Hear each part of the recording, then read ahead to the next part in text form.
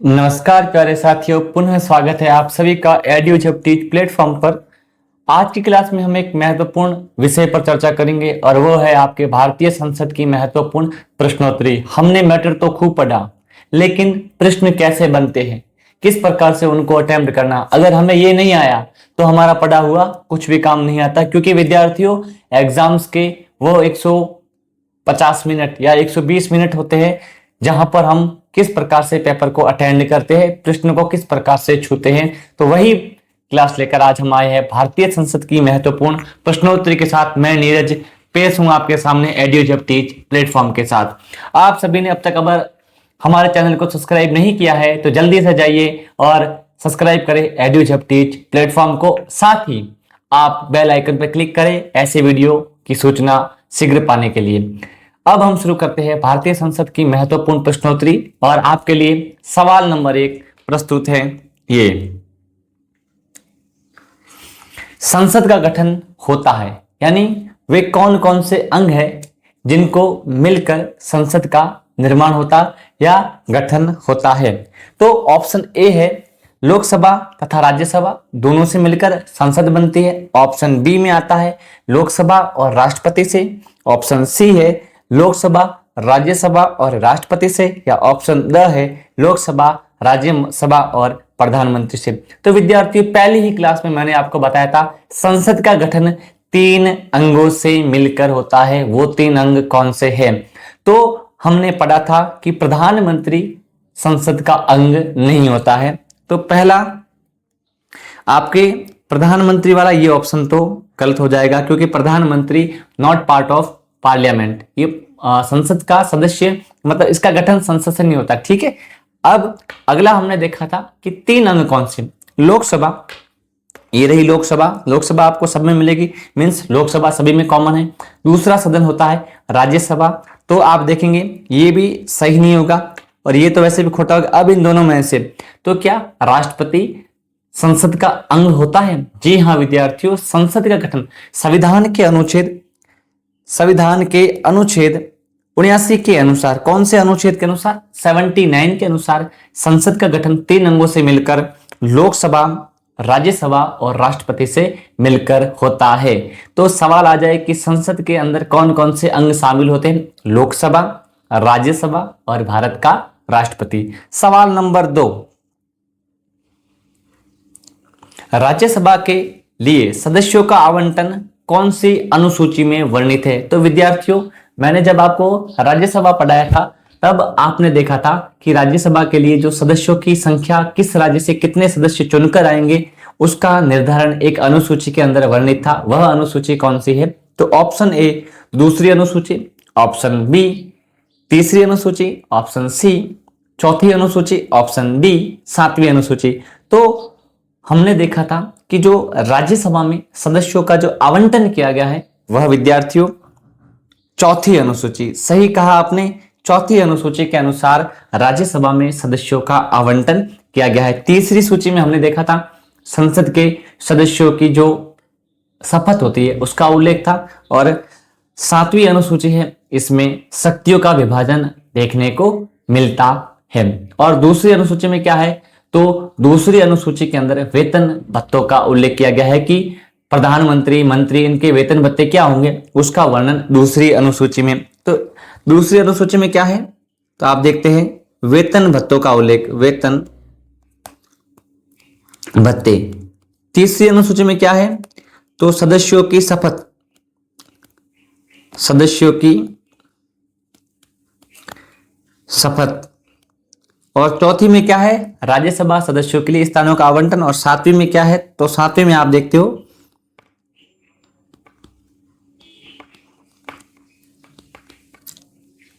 शक्तियों का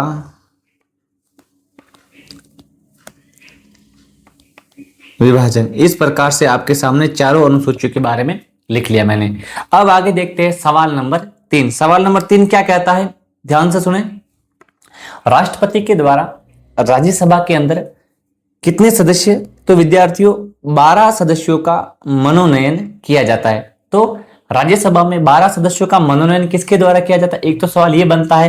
तो राज्यसभा के अंदर 12 सदस्यों का मनोनयन राष्ट्रपति के द्वारा किया जाता है। अब वह किस क्षेत्र में करता है? सवाल क्या पूछा है आपसे कि राष्ट्रपति जो राज्यसभा के अंदर 12 सदस्यों का मनोनयन करता है अपनी इच्छा से, इसकी सलाह मंत्री परिषद देती है, लेकिन करता कौन है? राष्ट्रपति। तो कौन से क्षेत्र है? तो विद्यार्थियों, पहला है साहित्य, विज्ञान, कला और समाज सेवा। दूसरा है साहित्य, विज्ञान, कला व शिक्षा। तीसरा है विज्ञान, कला व समाज सेवा। चौथा है साहित्य, विज्ञान, समाज सेवा और सहकारिता। तो छात्रों, तो प्यारे विद्यार्थियों, राष्ट्रपति के द्वारा राज्यसभा में 12 सदस्यों का मनोनयन साहित्य, विज्ञान, कला व समाज सेवा के क्षेत्र में किया जाता है। ऑप्शन अ आपके सही रहेगा। ये आप क्रम भी याद करें, पहले साहित्य, फिर विज्ञान, फिर कला और उसके बाद समाज सेवा आती है। सवाल नंबर 4 रहेगा आपके लिए, राज्यसभा के बारे में कथनों पर विचार करो और कौन से कथन सही है उन पर आपको विचार करना है कि इनमें से कौन से कथन सही है। राज्यसभा एक अस्थायी सदन होता है। तो राज्यसभा एक अस्थायी सदन होता है क्या? तो राज्यसभा एक अस्थायी सदन नहीं बल्कि कैसा सदन होता है? स्थायी सदन। तो पहला कथन खोटा हो गया, गलत हो गया। दूसरा कथन, राज्यसभा इसके यानी राज्यसभा के सदस्यों का कार्यकाल 6 वर्ष होता है। जी हाँ विद्यार्थियों, राज्यसभा के सदस्यों का कार्यकाल 6 वर्ष होता है। तो दूसरा ऑप्शन सही। तीसरा ऑप्शन, सदस्य की आयु 30 वर्ष पूरी होनी चाहिए, यानी राज्यसभा का सदस्य बनने के लिए सदस्यों को 30 वर्ष आयु पूरी करनी आवश्यक है। यह भी कथन एकदम सही है। उसके बाद आता है राज्यसभा में खुला मतदान होता है। जी विद्यार्थियों, पूर्व में राज्यसभा में गुप्त मतदान हो रहा था, लेकिन 2003 के बाद अब राज्यसभा के सदस्यों का चुनाव खुले मतदान के द्वारा होता है। तो आपके ऑप्शन 4 सही है। तो ऑप्शन 2, ऑप्शन 3, ऑप्शन 4 जहां मिले उसको आप टिक करना है। तो स में आपके सही रहेगा, सी में 2, 3, 4 ये आपके ऑप्शन सही है। तो राज्यसभा का सदन कैसा होता है? तो यह एक स्थायी सदन होता है। राज्यसभा एक स्थायी सदन होता है। जी विद्यार्थियों, ध्यान दें, राज्यसभा का कभी भी विखंडन नहीं किया जा सकता, राज्यसभा को विघटित नहीं किया जा सकता। इसके सदस्य प्रति 2 वर्ष के बाद अपना कार्यकाल छोड़ते हैं और मतलब 1/3 सदस्य प्रति 2 वर्ष बाद अपने सदस्य को छोड़ते हैं और उसके स्थान पर 1/3 सदस्य नए चुनकर आते हैं। अब आता है सवाल नंबर 5। अब राज्यसभा के बारे में असत्य कथन, भाई गलत कथन आपको देखना है कि असत्य राज्यसभा के बारे में कौन सा स्टेटमेंट गलत है। पहला कथन, वर्तमान में राज्यसभा में सदस्यों की संख्या 245 है। दूसरा, राज्यसभा अखिल भारतीय सेवाओं का सृजन करती है। तीसरा, राज्यसभा का सभापति उपराष्ट्रपति होता है। और चौथा, सभापति राज्यसभा का सदस्य होता है। ठीक है, अब इन चारों कथनों को आपने पढ़ा हुआ, अब आपको इसमें बताना है कौन सा कथन इसमें असत्य है। पहला कथन है कि वर्तमान में सदस्यों की संख्या 245 है, एकदम सही है, पहला कथन राइट है, सत्य है। दूसरी बात है, राज्यसभा के द्वारा अखिल भारतीय सेवाएं जैसे IAS, RAS, IPS जैसी सेवाएं सृजित की जाती है, यह भी कथन सही है। तो इसको भी टिक करेंगे। अनुच्छेद 312 के तहत राज्यसभा अखिल भारतीय सेवाओं का सृजन करती है। तीसरा कथन है, राज्यसभा का सभापति भारत का उपराष्ट्रपति होता है, यह भी एकदम सही है, पदेन सभापति होता है। लेकिन चौथा कथन है कि जो सभापति होता है वो राज्यसभा का सदस्य नहीं होता है। क्या होता है फिर? ये सदस्य नहीं होता। क्या नहीं होता? सदस्य नहीं होता, बल्कि ये क्या होता है? पदेन सभापति होता है। पदेन सभापति, क्योंकि आपने देखा है कि उपराष्ट्रपति का चुनाव संसद के दोनों सदनों के सभी सदस्यों के द्वारा किया जाता है, इसलिए वह चुना हुआ अधिकारी होता है, न कि संसद का सदस्य। सवाल आ जाए कि क्या राज्यसभा का सभापति राज्यसभा का सदस्य होता है? जी नहीं, वह राज्यसभा का पदेन सभापति यानी पद से सभापति होता है, उसको पद सौंपा गया है, हालांकि वह उसका सदस्य नहीं होता। अब अगला आता है सवाल नंबर 6। लोकसभा को विभिन्न नामों से जाना जाता है, उनमें से कौन सा नाम नहीं है जिससे लोकसभा को जाना जाता है? पहला नाम है, लोकसभा को निम्न सदन कहते हैं। दूसरा है उच्च सदन। तीसरा है जनता का सदन। चौथा है लोकप्रिय सदन। तो विद्यार्थियों, लोकसभा होती है, इसको निम्न सदन भी कहा जाता है क्योंकि इसका सीधा जुड़ाव जनता से होता है। कथन एकदम सही है। उच्च सदन, तो लोकसभा को उच्च सदन नहीं कहा जाता। उच्च सदन किसको कहा जाता है? राज्यसभा को। तो इस उच्च सदन के नाम से लोकसभा को नहीं बल्कि राज्यसभा को जाना जाता है। तो इसको क्या बोलते हैं? ये है आपके राज्यसभा को बोला जाता है। ठीक है। उसके बाद जनता का सदन कहते हैं इसको, सही है, और लोकप्रिय सदन भी कहा जाता है। तो फिर राज्यसभा को किन नामों से जानते हैं? उच्च सदन हो गया। उसके अलावा आप देखेंगे राज्यसभा के लिए बुद्धिजीवियों का सदन हो गया, बुद्धिजीवियों का सदन, राज्यों का सदन, राज्यों का सदन। तो ये आपके राज्यसभा के भी नाम आपको साथ में याद करने, ये राज्यसभा के नाम है। सवाल नंबर 7 आता है आपके लिए, लोकसभा में कितनी सीटें अनुसूचित जाति एवं अनुसूचित जनजाति के लिए आरक्षित है? यानी एससी और एसटी को लोकसभा के अंदर कितना आरक्षण दिया गया है, कितनी सीटों पर आरक्षण है? ऑप्शन ए है, अब देखो पहले एससी है तो हम आगे क्या मानेंगे इसको, पहले जो सीट संख्या है वो एससी की है और दूसरी आपके एसटी की संख्या है, उसके हिसाब से आपको फाइंड करना है। तो ऑप्शन अ कहता है कि एससी के लिए 47 और एसटी के लिए 84 है। ऑप्शन बी कहता है एससी को 84 और एसटी को 47 सीटें आरक्षित है। ऑप्शन सी कहता है एससी 54 एसटी 84। ऑप्शन डी कहता है एससी 47 और एसटी 94। तो विद्यार्थियों इसमें आपके ऑप्शन बी एकदम सही रहेगा। एससी के लिए 84 सीटें और एसटी के लिए 47 सीटें लोकसभा में आरक्षित की गई है, जिसे 104वें संविधान संशोधन 2019 के द्वारा वर्ष 2030 तक इस आरक्षण को बढ़ा दिया गया है। अब ये आरक्षण कब तक है? 2030 तक। उसके बाद इसको और 10 साल के लिए बढ़ा दिया जाएगा। तो और राजस्थान में कुल 7 सीटें आरक्षित है, 4 सीटें एससी के लिए और 3 सीटें एसटी के लिए। ये भी आप साथ में ध्यान रखें। अगला सवाल नंबर 8 आता है, विभिन्न कथनों पर विचार करना है और सत्य कथन का चयन करना है। पहला है लोकसभा का कार्यकाल 5 वर्ष होता है। दूसरा है सदस्यों का चुनाव वयस्क मताधिकार से होता है। सदस्य के लिए आयु 25 वर्ष पूरी होनी आवश्यक है और वर्तमान में लोकसभा की सदस्य संख्या 545 सदस्य हैं। तो ऑप्शन 1 है लोकसभा के कार्यकाल 5 वर्ष होता है। जब लोकसभा का गठन होता है उसकी पहली बैठक से लगाकर लोकसभा 5 वर्ष तक कार्य करते हैं और 5 वर्ष कार्यकाल पूरा होने के बाद लोकसभा स्वतः ही विघटित हो जाती है। पहला कथन सही है।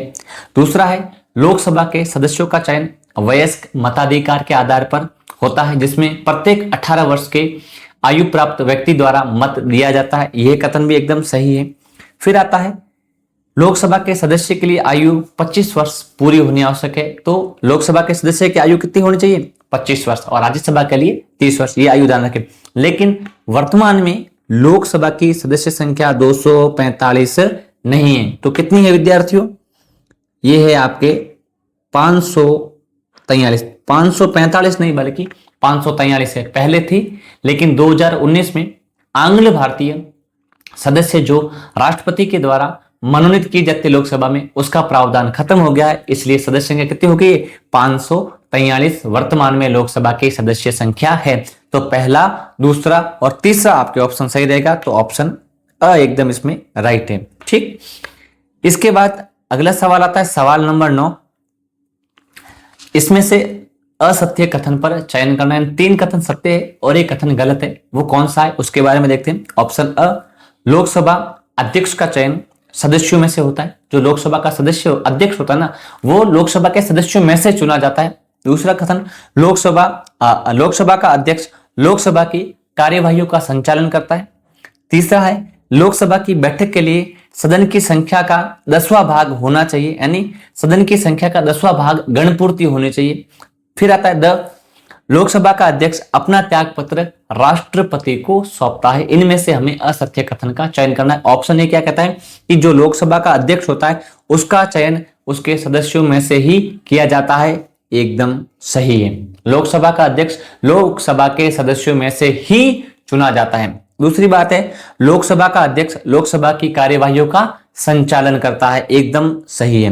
तीसरा है लोकसभा की बैठक के लिए सदस्यों की संख्या का 10वां भाग क्या होना चाहिए, गणपूर्ति होनी चाहिए। तो ये भी कथन आपके इसमें सही है, लेकिन लोकसभा का अध्यक्ष राष्ट्रपति को त्यागपत्र नहीं देता। तो फिर लोकसभा का अध्यक्ष अपना त्यागपत्र किसको सुपुर्द करता है, तो लोकसभा का अध्यक्ष। तो इसका सही आंसर क्या रहेगा, इसका सही आंसर है ऑप्शन डी, इसका असत्य कथन है। लोकसभा का अध्यक्ष अपना त्यागपत्र लोकसभा के उपाध्यक्ष को सुपुर्द करता है। किसको करता है, ये करता है लोकसभा उपाध्यक्ष, लोकसभा के उपाध्यक्ष को लोकसभा का अध्यक्ष अपना, यानी लोकसभा का अध्यक्ष उपाध्यक्ष को और उपाध्यक्ष अध्यक्ष को अपना त्यागपत्र सुपुर्द करता है, सौंपता है। फिर बात आती है सवाल नंबर 10 की। लोकसभा का जो महासचिव होता है उसकी नियुक्ति किसके द्वारा करी जाती है, तो ऑप्शन ए राष्ट्रपति के द्वारा, ऑप्शन बी लोकसभा अध्यक्ष के द्वारा, ऑप्शन सी प्रधानमंत्री के द्वारा, ऑप्शन डी विपक्ष के नेता के द्वारा। तो लोकसभा का महासचिव लोकसभा में प्रशासनिक कार्यों का मुखिया होता है, प्रशासनिक कार्यों का संचालन करता है और समय समय पर राष्ट्रपति और उपराष्ट्रपति के चुनावों का संचालन भी करता है। इसकी नियुक्ति लोकसभा का अध्यक्ष करता है, राष्ट्रपति नहीं करता। जी विद्यार्थियों, यह लोकसभा के अध्यक्ष के प्रति उत्तरदायी होता है और इसकी नियुक्ति भी लोकसभा का अध्यक्ष करता है। 10वें सवाल का आपके ब ऑप्शन सही रहेगा। फिर सवाल नंबर है 11। संसद के चल रहे सत्रों के मध्य, यानी 2 सत्रों के मध्य कुल कितना अंतर नहीं होना चाहिए, यानी एक सत्र और दूसरा सत्र, इन दोनों सत्र खत्म होने और दूसरा सत्र चालू होने के बीच में कितनी गैप या डिस्टेंस नहीं होना चाहिए। ऑप्शन ए 3 माह से अधिक, ऑप्शन बी 6 माह से अधिक, ऑप्शन सी 7 माह से अधिक, ऑप्शन डी 12 माह से अधिक।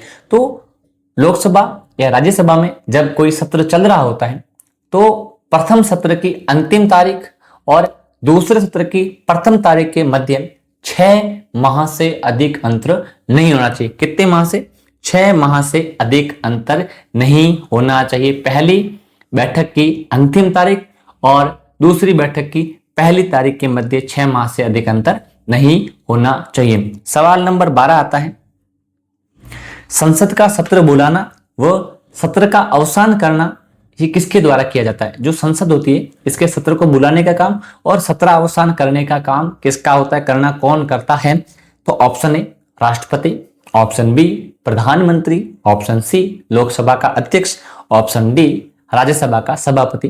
तो संसद का सत्र बुलाना और सत्र अवसान करना यह शक्ति भारत के राष्ट्रपति के पास होती है। तो ऑप्शन ए इसमें एकदम सही रहेगा। राष्ट्रपति संसद के सत्र बुलाता है, सत्र को अवसान करता है, सत्र को खत्म करने की उद्घोषणा करता है, लेकिन आप देखोगे लोकसभा का जो विघटन होता है वह लोकसभा का अध्यक्ष करता है, या फिर किसी बैठक को स्थगित करना हो तो वह भी अध्यक्ष और सभापति के द्वारा किया जाता है। ये भी आप साथ में ध्यान रखें। सवाल नंबर 13 है आपके लिए विद्यार्थियों, लोकसभा का विघटन किसके द्वारा किया जाता है। अब विघटन का मतलब होता है कि जब सरकार लोकसभा में बहुमत खो देती है, ठीक है, तो उस स्थिति में लोकसभा को विघटित करने का काम, मतलब उसके बाद पुनः नए चुनाव होंगे, तो ये विघटित करने का कार्य किसका होता है, प्रधानमंत्री, राष्ट्रपति, लोकसभा अध्यक्ष और लोकसभा उपाध्यक्ष। प्रधानमंत्री, क्योंकि लोकसभा को विघटन करना है, सरकार का अस्तित्व खत्म करना है, तो प्रधानमंत्री की इसमें कोई भूमिका नहीं होती। फिर आता है राष्ट्रपति। तो राष्ट्रपति संविधान के अनुच्छेद 85 के अनुसार प्रधानमंत्री या मंत्री परिषद की सिफारिश पर राष्ट्रपति के द्वारा लोकसभा का विघटन किया जाता है, क्योंकि सरकार का बहुमत लोकसभा में जाता है तो उसके बाद लोकसभा का विघटन किया जाता है। ऑप्शन बी एकदम सही है, लोकसभा का विघटन भारत के राष्ट्रपति के द्वारा किया जाता है। सवाल नंबर 14 आता है आपके लिए विद्यार्थियों, संसद के दोनों सदनों को एक साथ समवेत करके विशेष अभिभाषण कौन देता है। विशेष अभिभाषण का मतलब होता है जब लोकसभा का नया गठन होता है, जब चुनाव के बाद लोकसभा का पहला सत्र होता है, या फिर प्रतिवर्ष संसद के दोनों सदनों का प्रथम अधिवेशन होता है, तो राष्ट्रपति दोनों सदनों को एक साथ समवेत करके विशेष अभिभाषण देता है। कौन देता है, भारत का राष्ट्रपति। तो 14वें सवाल का आंसर आपके द सही रहेगा। उसके बाद 15वां सवाल है, दल बदल के आधार पर सदस्यों की अयोग्यता का निर्धारण किसके द्वारा किया जाता है? तो दल बदल का मतलब होता है जब कोई मंत्री, कोई सदस्य एक बार चुनाव जीतने के बाद अपनी पार्टी को बदलकर दूसरी पार्टी में चला जाता है, तो उसके आधार पर हमारे यहाँ पर 52वां संविधान संशोधन 1985 के द्वारा दल बदल कानून लाया गया है, जिसके तहत उसकी अयोग्यता का निर्धारण किया जाता है, उसको मंत्री या सदस्य से निष्कासित कर दिया जाता है। तो उसका निर्धारण कौन करता है? ऑप्शन ए भारत का राष्ट्रपति, ऑप्शन बी भारत का प्रधानमंत्री, ऑप्शन सी अध्यक्ष या सभापति और ऑप्शन डी है महासचिव। तो विद्यार्थियों, अगर संविधान के अनुच्छेद 102 के अनुसार अगर कोई अयोग्यता है तो उसका निर्धारण तो भारत का राष्ट्रपति करेगा। लेकिन अगर दल बदल के आधार पर किसी भी प्रकार की अयोग्यता होती है तो लोकसभा का अध्यक्ष और राज्यसभा का सभापति उसका निर्धारण करता है। ऑप्शन स एकदम सही रहेगा। ठीक, उसके बाद सवाल नंबर 16 में क्या है भाई? राज्यसभा धन विधेयक को कितने समय तक अपने पास रोक सकती है? हमने धन विधेयक के बारे में एक पूरी क्लास में विस्तार से समझा था। धन विधेयक क्या होता है? तो धन विधेयक एक ऐसा विधेयक जब सबसे पहले लोकसभा में लाया जाता है, भारत की संचित निधि पर व्यय और आय को आरोपित करने के लिए जो विधेयक लाया जाता है उसको धन विधेयक कहते हैं। और वह धन विधेयक लोकसभा में पारित होने के बाद राज्यसभा उस पर कितने दिन तक विचार विमर्श कर सकती है, अधिकतम कितने दिन है, उसके बारे में हम बताना है। ऑप्शन है 30 दिन तक, ऑप्शन बी 15 दिन तक, ऑप्शन सी 14 दिन तक और ऑप्शन डी आता है 60 दिन तक। तो विद्यार्थियों ध्यान दें, जब लोकसभा के द्वारा धन विधेयक राष्ट्रपति की पूर्व अनुमति से प्रस्तुत करके उसको पारित करके राज्यसभा के पास भेजा जाता है, तो राज्यसभा या तो एक बार पुनर्विचार के लिए भेज दे या फिर 14 दिन तक अपने पास रोक के रख सकती है। कितना? तो ऑप्शन स सही है। 14 दिन के बाद क्या होता है कि दोनों सदनों से अगर राज्यसभा ने कोई प्रतिक्रिया धन विधेयक पर 14 दिन तक नहीं दी है तो 14 दिन के बाद 15वें दिन स्वतः ही वह विधेयक राज्यसभा से भी पारित हो जाएगा और सीधा राष्ट्रपति के हस्ताक्षर के लिए प्रेषित हो जाएगा। सवाल नंबर 17 आता है, नेता प्रतिपक्ष का दर्जा प्राप्त करने हेतु लोकसभा की कितनी सीटें जीतनी आवश्यक है? अब देखिए, लोकसभा के अंदर और राज्यसभा के अंदर दो प्रकार के नेता होते हैं। एक तो सरकार का नेता, जो सरकार में बहुमत दल का मुखिया होता है वो होता है, और एक होता है विपक्ष का नेता, सबसे बड़े दल का, दूसरे सबसे बड़े दल का नेता विपक्ष का नेता होता है। तो विपक्ष का दर्जा प्राप्त करने के लिए किसी भी दल को कितनी सीटें लोकसभा या राज्यसभा में प्राप्त करनी आवश्यक है उस सदन की? जैसे आप देखेंगे कि ऑप्शन ए 15%, ऑप्शन बी कुल संख्या की 10%, ऑप्शन सी कुल संख्या की 5% और ऑप्शन डी आएगा कुल संख्या की 20%। तो भारत में लोकसभा के अंदर विपक्ष का या नेता प्रतिपक्ष बनने के लिए उसके दल को उस सदन के कुल सदस्य संख्या की 10% सीटें प्राप्त करनी अति आवश्यक है, अन्यथा विपक्ष के नेता का दर्जा नहीं मिलता। अब 10% कितनी होती है? वर्तमान में भारत के अंदर 543 सीटें लोकसभा में। तो हम देखते हैं विपक्ष के लिए कितनी चाहिए। 543 का 10% निकालने के लिए 543 का 100 में भाग दो और 10 से गुणा कर दो तो आ जाएगी आपके 54.3, यानी सदस्यों को 55 सीटें अगर जीत ली है तो उस दल को विपक्ष के नेता का दर्जा दे दिया जाएगा। ठीक है, और वर्तमान में कौन है विपक्ष का नेता? तो वर्तमान में आप देखेंगे राहुल गांधी लोकसभा में विपक्ष दल के नेता है राहुल गांधी, और प्रथम थे। और विपक्ष के नेता का सर्वप्रथम दर्जा कब मिला? 1969 में। उससे पहले किसी भी दल को 55 सीटें मिली ही नहीं। तो कौन था पहला? प्रथम था राम सुभग सिंह, लोकसभा का प्रथम विपक्ष में नेता था। फिर आता है प्रश्न संख्या 18, धन विधेयक को हस्ताक्षर द्वारा प्रमाणित कौन करता है कि यह विधेयक धन विधेयक है? कोई विधेयक आता है तो उसको प्रमाणित करना पड़ता है कि धन विधेयक है या नहीं। तो वह प्रमाणित करता कौन है? ऑप्शन ए भारत का राष्ट्रपति, ऑप्शन बी भारत केंद्रीय सरकार का वित्त मंत्री, ऑप्शन सी प्रधानमंत्री और ऑप्शन डी है लोकसभा का अध्यक्ष। तो विद्यार्थियों, धन विधेयक जब लोकसभा से पारित होकर राज्यसभा में जाता है तो उसके ऊपर लोकसभा के अध्यक्ष के हस्ताक्षर से यह प्रश्नांकित किया जाता है कि यह विधेयक धन विधेयक है, ताकि राज्यसभा उसमें ज्यादा देरी ना करे। इसलिए धन विधेयक पर हस्ताक्षर से प्रमाणित करने का शक्ति किसके पास होती है? लोकसभा के अध्यक्ष के पास ही होती है। सवाल नंबर 19 रहेगा आपके लिए, लोकसभा एवं राज्यसभा की प्रथम बैठक का आयोजन कब होता है? प्रथम बैठक यानी भारत में पहली बार जब चुनाव होते हैं उसके बाद पहली बैठक लोकसभा और राज्यसभा की एक ही तारीख को हुई थी, वह तारीख कौन सी है? पहली है 13 मई 1952, दूसरा है 17 अप्रैल 1952 और तीसरी है 3 अप्रैल 1952, चौथी है 14 मई 1954। तो भारत में लोकसभा एवं राज्यसभा की प्रथम बैठक का आयोजन विद्यार्थियों 13 मई 1952 को होता है। ऑप्शन ए सही है। तो 17 अप्रैल को क्या होता है? तो ध्यान रखिए 17 अप्रैल 1952 को प्रथम लोकसभा का गठन, भारत में प्रथम लोकसभा का गठन, लोकसभा का गठन 17 अप्रैल 1952 को होता है और यहां पर होता है राज्यसभा का गठन। ये तारीखें आपको विशेष, तीनों तारीखें ध्यान रखनी इंपॉर्टेंट बनती हैं। फिर सवाल नंबर 20 क्या कहता है? राज्यसभा का सभापति अपना त्याग पत्र किसे सौंपता है? अध्यक्ष का हमने पढ़ा, अब बात आती है कि जो राज्यसभा का सभापति होता है वह अपना त्याग पत्र किसे देता है? ऑप्शन ए राज्यसभा के उपसभापति को, ऑप्शन बी प्रधानमंत्री को, ऑप्शन सी भारत के राष्ट्रपति को, ऑप्शन डी उपराष्ट्रपति को। तो विद्यार्थियों हमने लोकसभा में देखा था कि लोकसभा का अध्यक्ष अपना त्याग पत्र लोकसभा के उपाध्यक्ष को देता है। तो आपके माइंड में सीधा उत्तर आया होगा सर इसका राज्यसभा का उपसभापति होगा। तो विद्यार्थियों लोकसभा का अध्यक्ष लोकसभा का सदस्य होता है, लेकिन जो राज्यसभा का सभापति होता है वह भारत का पहले उपराष्ट्रपति है।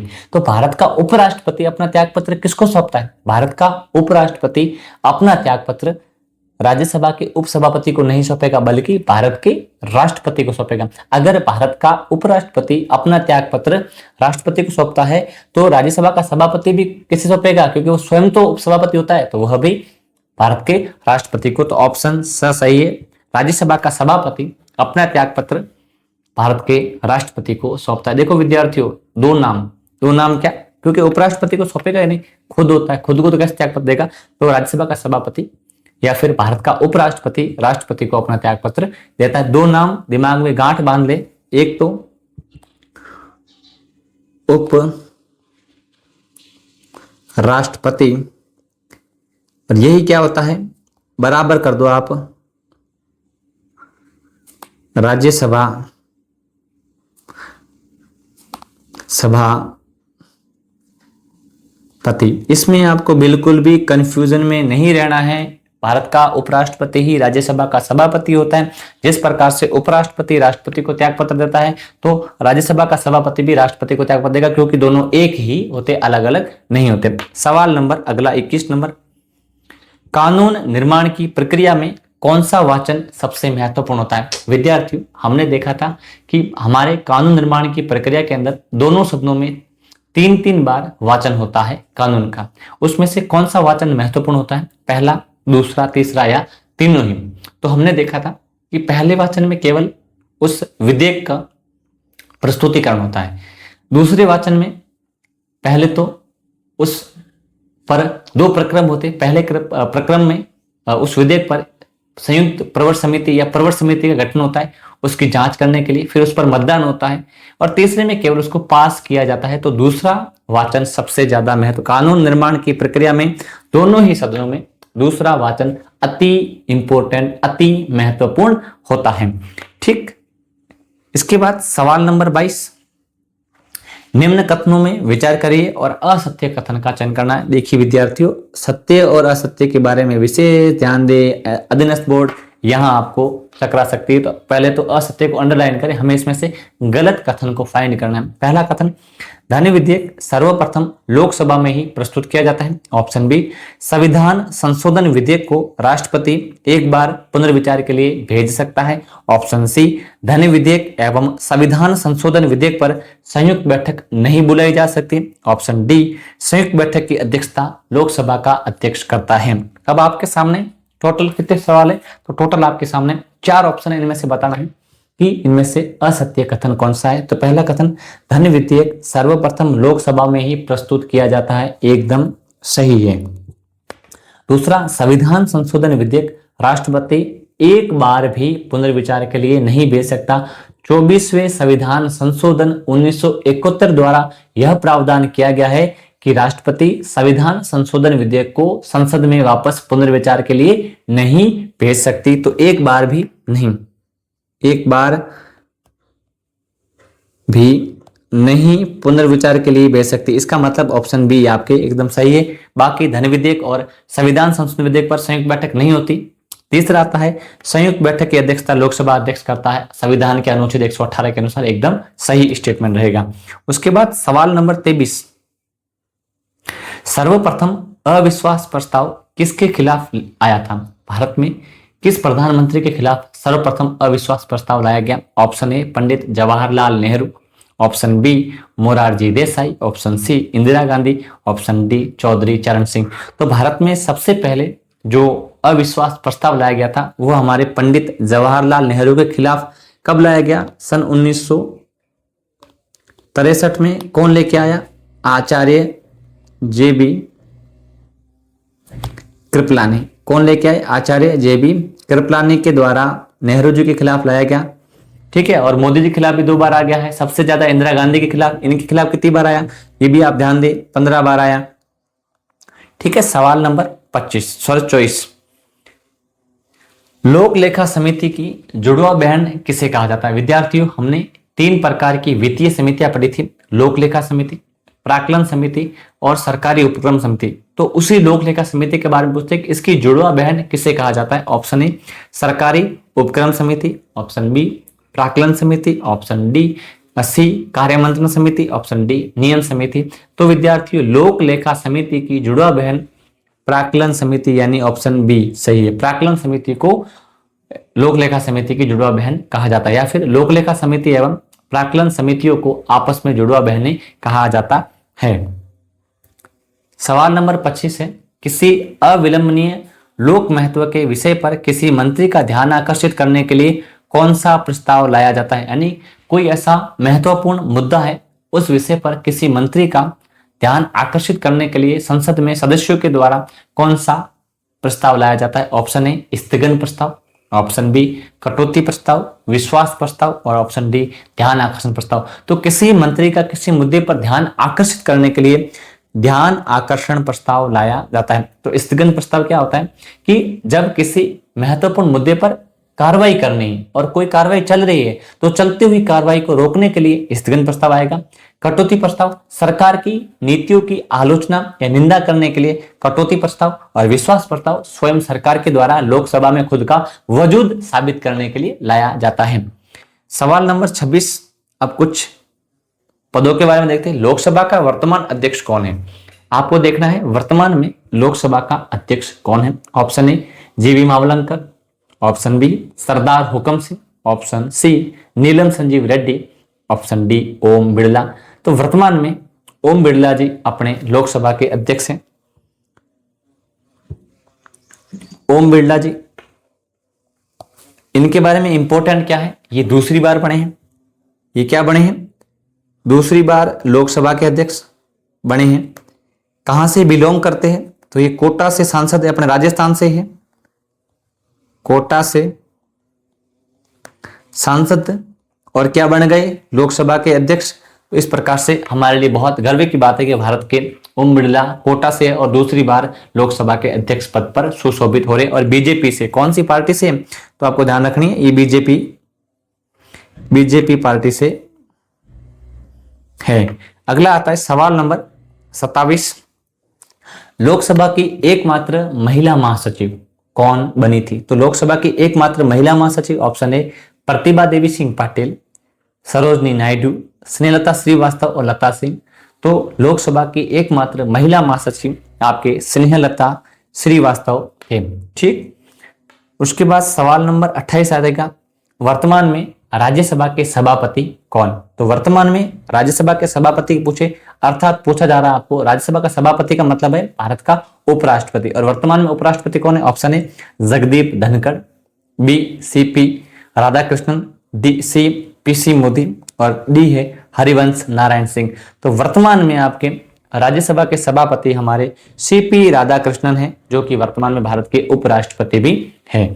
फिर आता है सवाल नंबर 29, निम्न में से वे महिलाएं जो राज्यसभा की उपसभापति रही, यानी राज्यसभा में कौन कौन सी महिला उपसभापति रही?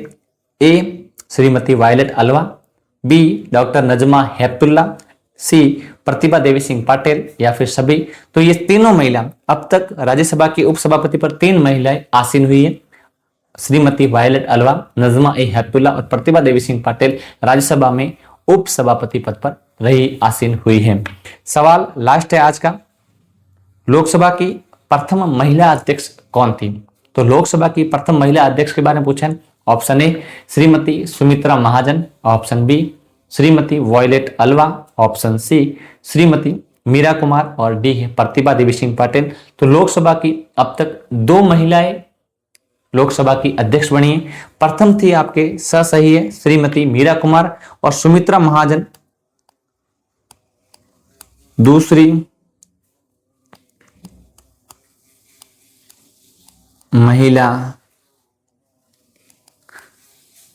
अध्यक्ष। ठीक है, इस प्रकार से आपके सामने सवाल देखने को मिल सकते हैं। धन्यवाद विद्यार्थियों, इस प्रकार से आप अपनी तैयारी को जारी रखें। हमारा एकमात्र एम होना चाहिए कैसे भी करके एक अच्छी पोस्ट प्राप्त हो, एक अच्छी नौकरी प्राप्त हो, जिससे हमारा और हमारे परिवार का भविष्य सुदृढ़ हो। और परिवार के भविष्य के सुदृढ़ीकरण के लिए आप रेगुलर पढ़ाई करें, एक टाइम टेबल के साथ पढ़ें, अपना समय फालतू की बातों में, फालतू के ये सोशल मीडिया में ना घुमाएं। आप उतना ही पढ़े जितना आपके लिए जरूरी है, लेकिन उतना तो अवश्य पढ़े जिससे आप अच्छा मार्क्स ला सको। धन्यवाद साथियों, मिलते हैं अगली क्लास में सर्वोच्च न्यायालय के साथ। इस चैनल को सब्सक्राइब, लाइक, शेयर करना ना भूलें। मिलते हैं साथियों।